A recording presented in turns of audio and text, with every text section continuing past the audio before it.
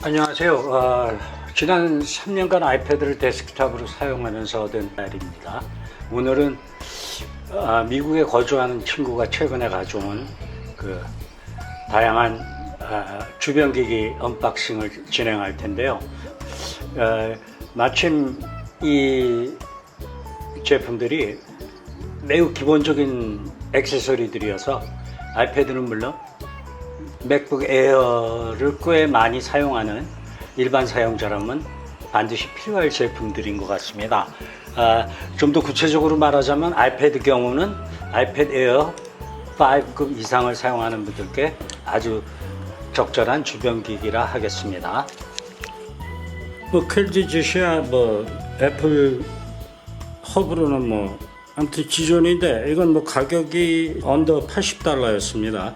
사실 이 제품은 벌써 제가 작년 12월인가 주문을 했거든요. 근데 친구 아마존에서 주문해 갖고 친구한테 가져다 달라고 했는데 이 제품을 놓고 왔습니다. 이 친구가 다시 이번에 돌아왔으니까 6개월을 기다려야 했거든요. 아이패드 프로를 한번 최대한 사용해 보자 해 갖고 이 플러거블 제품의 썬더볼트도 구매를 했습니다. 그래서 사실 이거보다는 훨씬 열악한 상품인데요. 일반 사용자 측면에서는 이 제품이 USB 3.2 세대니까요. 초당 1GB를 쏴줄 수 있는 능력을 갖고 있거든요. 그러니까 10GB/s이라고 그러는데 이 제품이 아마도 제가 아직 테스트는 안 해봤으나 이론상 이 제품이 아이패드 프로에서는 일반 사용자가 사용하기에 가격도 부담 없고 스피드 상으로도 충분한 성능을 제공할 허브라고 생각해서 주문을 했던 겁니다. 지금 보시면 SD카드 들어가는 것들이 있고요. 그 다음에 여기 USB-C 포트가 하나 있고 USB 초당 10GB/s 있습니다. 그러니까 초당 1GB를 트랜스퍼 할 수 있는 스피드죠. 그러니까 사실 제가 경험해 본 바로는 초당 500MB만 쏴줘도 충분합니다. 근데 이건 초당 1GB를 쏴주거든요. 이 제품의 특징은 자기네들이 홍보하는 걸 보니까 모니터의 밴드위스는 따로 있다고 그러더라고요. 그러니까 온전히 이 포트 하나에서 초당 1GB를 쏴준다고 합니다. 그래서 이 제품은 제가 추후 설명을 할 텐데요. 이거는 아이패드 프로에서 최대한 속도를 마음껏 낼 수 있고 밴드위스도 굉장히 좋은 제품입니다. 플러거블은. 근데 현실적으로 이 정도면 충분합니다. 이 제품은 거의 제가 속력까지 해서 한 250불 줬거든요. 이게 썬더볼트 허브 중에서 싼 축에 속합니다. 아무튼 이건 나중에 설명을 하겠고요. 그래서 요거를 하나 구매했습니다. 그리고 박스에 7, 8개월 늦게 도착한 셈인데요. 박스에 케이블, USB-C 케이블 들어있네요. 이것도 케이블도 500MB짜리 있고 같은 USB-C 케이블이라 하더라도요. 이건 3.2 세대니까 초당 1GB를 쏴줄 수 있는 케이블이겠죠.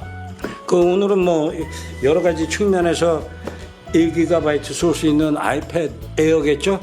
에어의 최적화된 상품이라고 보면 되겠습니다.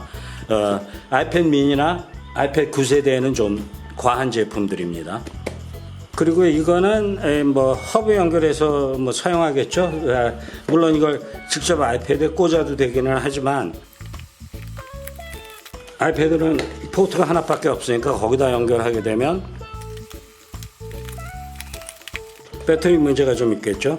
그리고 제가 이것 역시 초당 1GB를 쏴주는 SSD입니다. 외장 SSD입니다.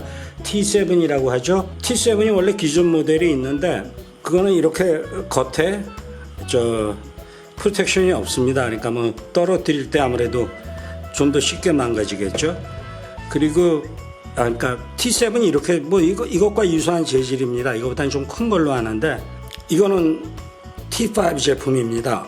이 T5 제품은 사실상 거의 선풍적인 인기를 끌었던 제품인데요. SSD의 대명사가 됐었죠. 3, 4년 전만 해도요. 그러니까 호환성도 굉장히 좋았고 여러 측면에서 가장 우수한 제품이었습니다.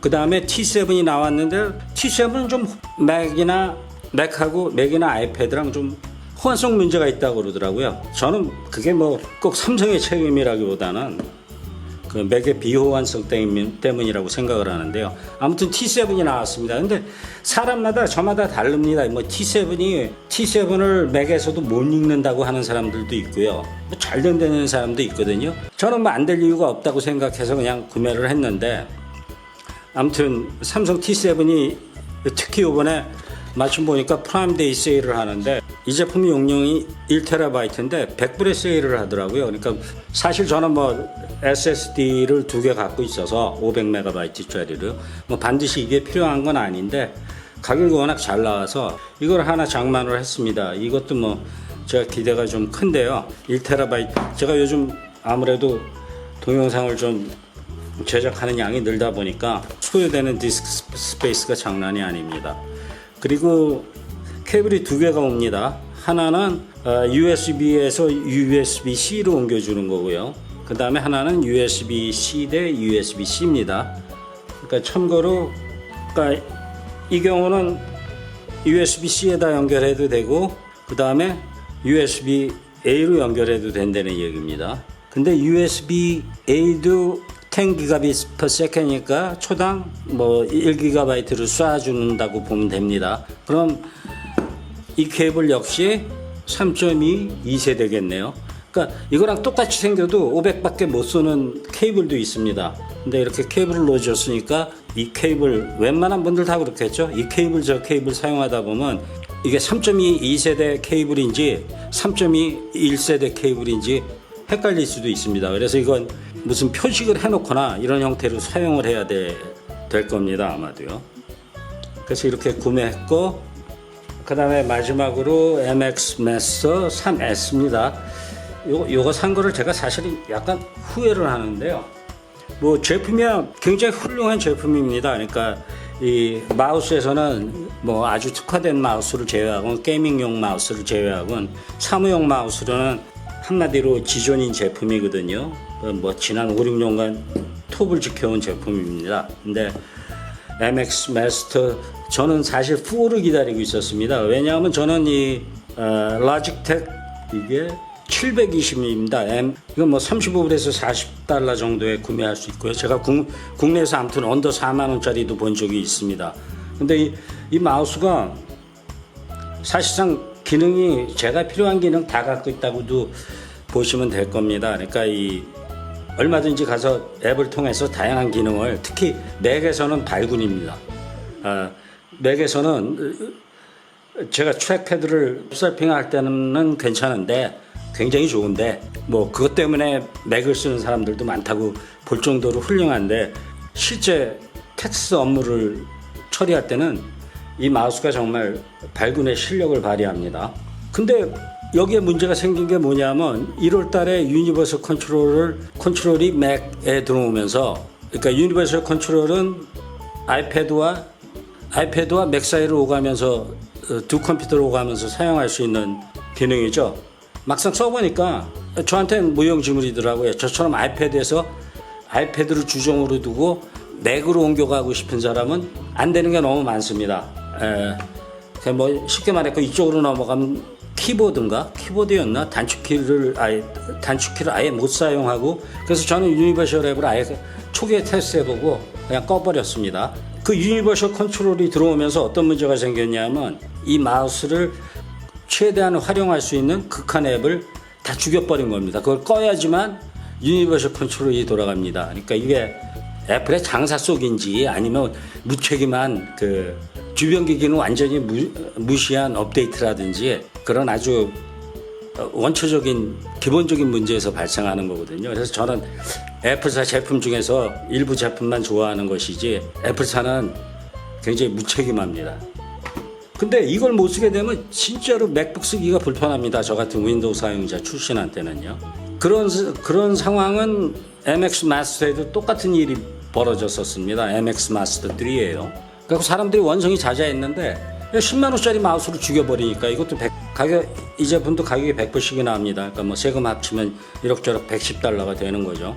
근데 이 MX 마스터 3도 같은 가격이었거든요. 근데 그거를 앱을 죽여버린 겁니다. 거기서 좀 기다려 봤더니 비싼 제품이라고 로지텍에서 뭐 한 달, 두 달 정도 걸렸나요?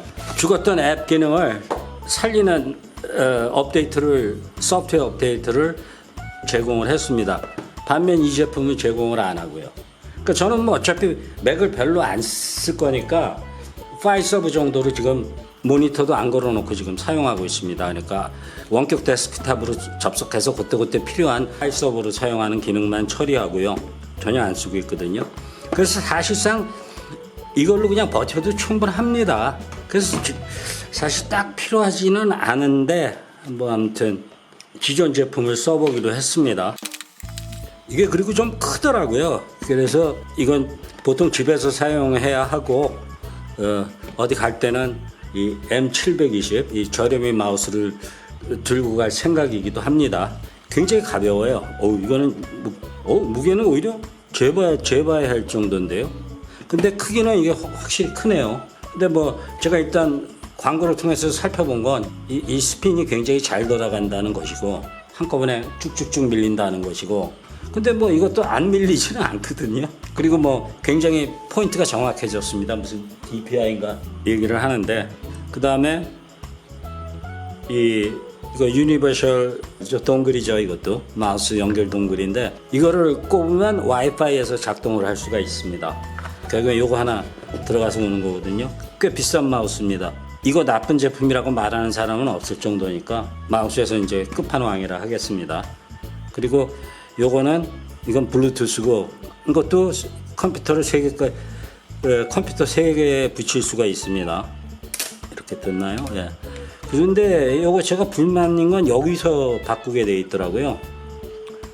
여기서 컴퓨터로 오가는 1번, 2번, 3번이 있는데 이건 여기 있거든요. 그래서 이게 M720이 오히려 나을 가능성도 있는데 그건 차차 설명을 하죠. 여기서 옮기고 온오프 버튼이 있고, 그 다음에 이거의 장점은 사이드 스크롤이 된다는 겁니다. 물론 뭐 사이드 스크롤을 그냥 키보드로 해도 되거든요. 근데 이 사이드 스크롤이 있다니까 제가 요즘 아무래도 동영상 제작을 좀 많이 하니까 얼마나 효과가 있는지, 그리고 뭐 한번 써보려고 구매를 한 겁니다. 리뷰는 제가 나중에 별도로 자세히 하겠습니다. 이 제품 당연히 좋겠죠. 그리고 이 동글은 와이파이 기능으로 쓰는 겁니다. 블루투스 마우스가 아니라 와이파이 기능으로 쓰면 훨씬 안정적이에요.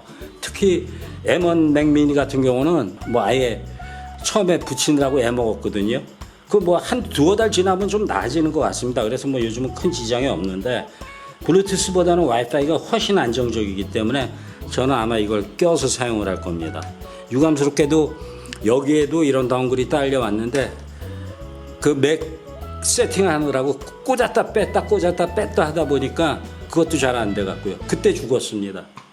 그래서 M1은 여러 가지로 써보시면 호환성 문제가 좀, 물론 훌륭한 컴퓨터인데 호환성 문제가 좀 심각합니다. 그 기기별 자세한 설명은 별도로 한번 제가 어느 정도 사용해본 후 리뷰를 올리도록 하겠습니다. 오늘 사온 제품들은 사실 아이패드 프로를 사용하는 일반 사용자들에게는 매우 적합한 수준의, 가성비라고 하기엔 좀 비싼 제품들이고요. 하지만 이 이상 올라갈 필요가 없는 제품들입니다. 그래서 아마 여러분이 이런 주변 기기를 선택하는데 큰 도움이 될 겁니다. 아무튼 나중에 다시 자세히 설명하겠고요. 그리고 먼저 이 제품 중에 먼저 보시고 싶은 제품이 있다면 뭐 코멘트 남겨주시면 반영하도록 하겠습니다. 오늘은 이상이었습니다.